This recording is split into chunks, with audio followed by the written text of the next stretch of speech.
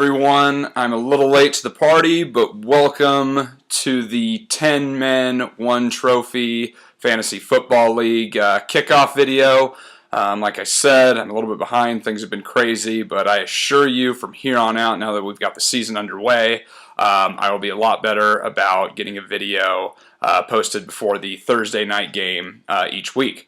If I'm to miss it, same as last year, I still have that damn Tom Brady jersey, and if I am to miss a week, someone remind me, and that jersey will be getting worn every single video for the rest of the season. But until I forget, you'll get my boring Jones and Roth attire for all these videos. So, let's start off with some high score and low score catch up. So from week 1, we had Mark with 215 points as the high score. With the low score, you could have actually doubled his score and he wouldn't have beat Mark still. It was Tyler with 105 points. Tyler did bounce back the following week with getting a W, but still didn't have that great of a score. High score week 2 was Dave with an impressive 206. Beating out me, who actually had the second highest point total, so kind of a robbery there for my squad, but we'll bounce back. Low score, Maddox with, wait for it, 77 points. I need to go back into the archives, but I think that is a record low for a fantasy football team in 1 week. He did have an Adrian Peterson injury, which probably kept him under that mark of 100 points because Peterson didn't do much and having gotten injured. Peterson, I believe, is supposed to be out 3 to 4 weeks, so things don't look great for Maddox's team. We'll have to see what kind of GM moves he makes in these upcoming weeks. Let's go to division standings. In the Birds Beaver Believers division, we have a tie, both of the only 2-0 teams in the league. We've got Mark versus Jeff. And we'll actually get to those two a little bit later in the video. In the other division, it's an absolute bloodbath. In the Josh Loves Scott Frost division, we have everyone tied at 1-1. Some of those people play each other this week, so we'll have a little bit of a shake-up. We'll see what happens. But everyone very, very even in that division, so we'll see what happens. A lot of season left.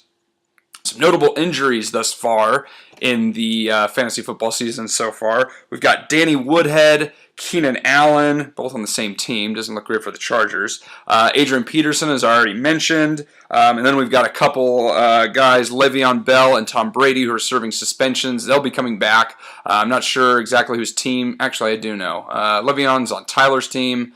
Tom Brady, I'm not sure. But those guys will be coming back. We'll see if they can contribute and have a big impact on this second portion of the season after they've served their suspensions.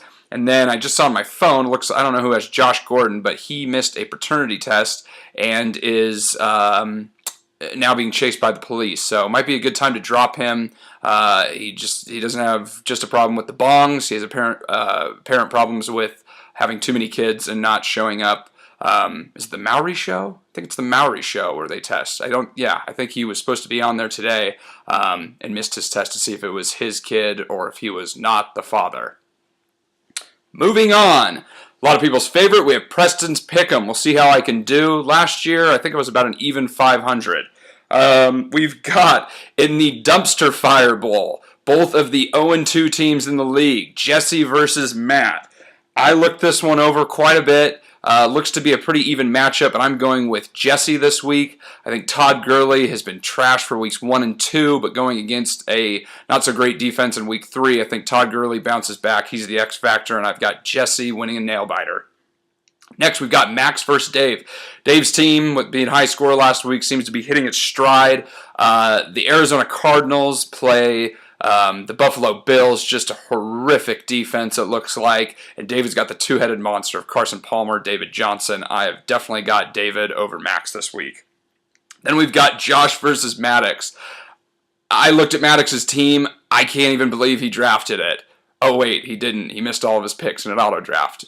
Okay, anyways, I've got Josh winning in that one big. Antonio Brown had a bad week against the Bengals. We knew that was going to be kind of a crazy game, and it was raining, so not a great Antonio game, but I think he has a big performance this week against Mark's Philadelphia Eagles. He's the X factor for Josh to win. Mine versus Tyler's match, all I'm going to say is... There we go. Tyler... That number is the number for Jake at State Farm. He handles all auto insurance claims for when my team runs over yours this week. We'll just leave it at that. Then we've got our matchup of the week, Bird versus Jeff. This is a great matchup. We've got the only two 2-0 teams going against each other. So after this week, there will be only one undefeated team. After looking at this matchup, I've got Mark winning this one. Rodgers didn't have a very Aaron Rodgers game last week. It's his first game at Lambeau in week 3. I think he's going to go off. Look for Rodgers to maybe have 60 points and boosts Mark over Jeff. Great work this week, this season so far, guys. If you haven't paid, please try to get me your money. Waivers clear tomorrow, so if you haven't got your picks in, be sure to do that, and good luck the rest of the way.